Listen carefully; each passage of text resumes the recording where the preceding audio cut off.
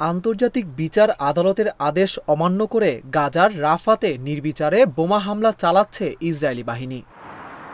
গত ২৬ মে রাফার তাল আস সুলতান এলাকার একটি শরণার্থী শিবিরে বোমা হামলা চালিয়েছে ইসরায়েল। এতে অন্তত ৩৫ জন নিহত হয়েছেন।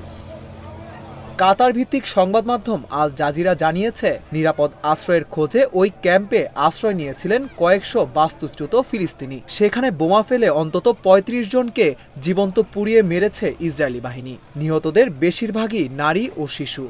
এদিকে গাজার স্বাস্থ্য মন্ত্রণালয় জানিয়েছে, গত ২৪ ঘণ্টায় জাবালিয়া, নুসিরাত ও গাজা সিটি এলাকার শরণার্থী শিবিরগুলোতে ইসরায়েলি হামলায় ১০৬ জন নিহত হয়েছেন।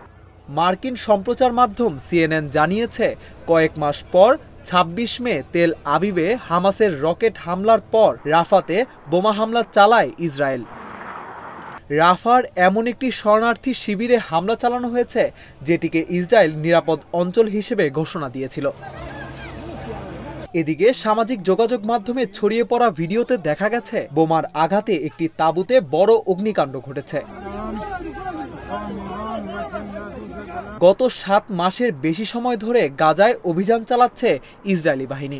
গাজার স্বাস্থ্য মন্ত্রণালয় জানিয়েছে, ইসরায়েলি হামলায় এ পর্যন্ত প্রায় ৩৬,০০০ ফিলিস্তিনি নিহত হয়েছেন। আহত হয়েছেন ৮০,০০০-এর বেশি মানুষ।